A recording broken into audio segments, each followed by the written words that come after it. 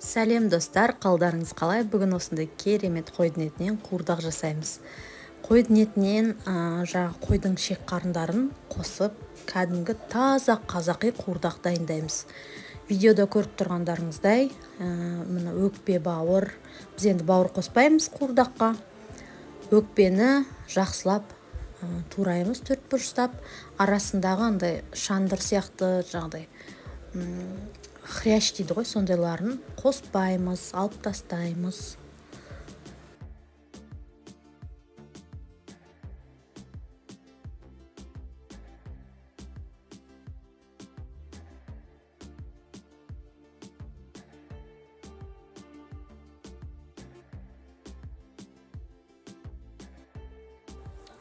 Жүректі де дәл солай төрт бұрыштап кесеміз. Неғұрлым барлық кусақтарды бірдей қылып кескен дұрыс. Ендігі кезекте аш шек, тоқ шектерді осылай ортасыларынан бөліп салып жіберем. Өңешті де тураймыз. Бізде өңештің ішіне май саламыз. Сондай қазақтың дәстүрі бар. Үйлеріңізде қыз бала болса, барған жері майлы болсын, барған жері байқуатты болсын деген ырыммен, ниетпен солай саламыз. Міне аш шектердің кейбіреуін бөлдім, кейбіреуін тұтастай сала салдым өрілген күйі.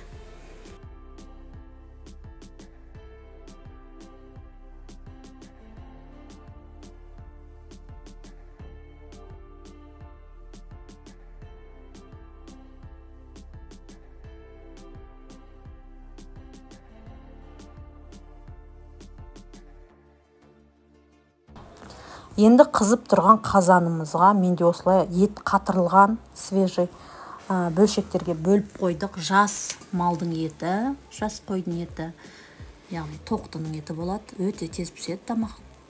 Осылай шек қарындарын барлығын бірге қосып саламын.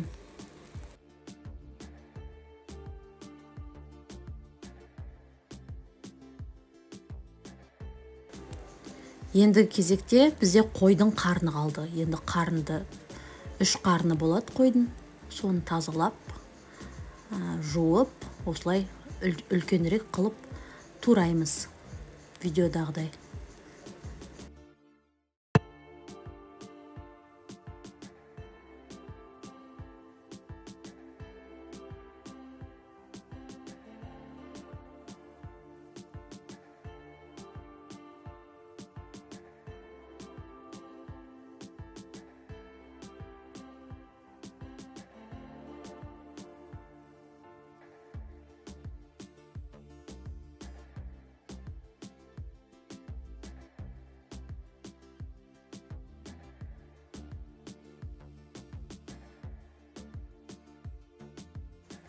Енді қазанымызды ашып, жаңағы тураған қарындарымызды саламыз.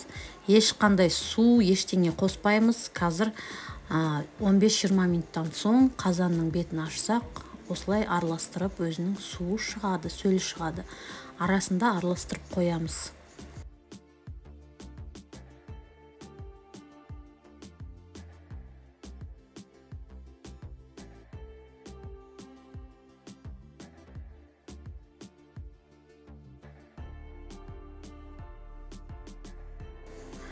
Енді татымына қарай тұз саламыз. Кішкентай қасықпен 1-2 қасық тұз салдым мен. Жақсылап араластырып, бетін жауып қойып қоямыз.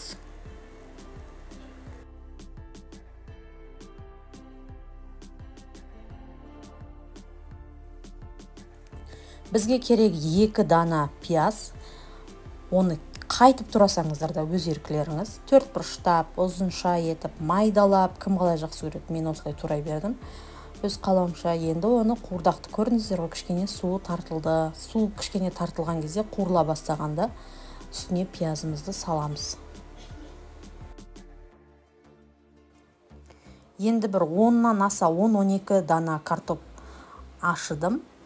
Енді картопты қатты майда қылмаймыз. Осындай орталау қылып, міне видеодағыдай турап шықтым.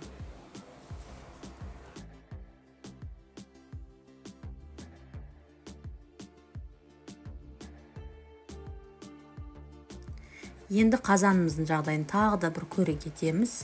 Асты күйіп кетпесін деп қадағалап ашып 15-20 минут сайын көреміз.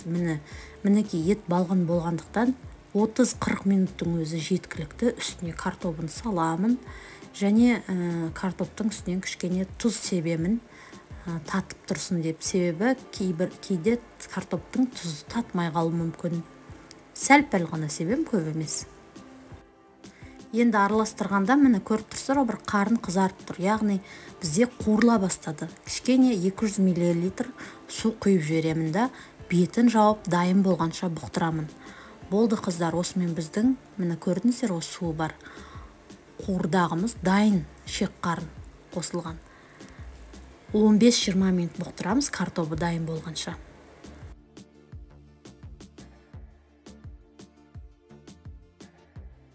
Осымен біздің қуырдағымыз тәмам. Сіздерге пайдалы болсам, менің парақшама жазылып, лайк басып, комментарий жазуды ұмытпаймыз, достар. Мінекей өте балғын, әдемі болып пісті. Үй ішілеріңізге, дос жарандарыңыз, немесе үйге үлкен шағын ұжымға тағам жасайтын болсаңыздар, осы қуырдақты жасаңыздар. Өте керемет болып шығады. Ең бастысы махаббатпен дайындаймыз, қыздар. Ас болсын сіздерге. Менің парақшама жазылуды тағы да ұмытпаймыз. Сау болыңыз.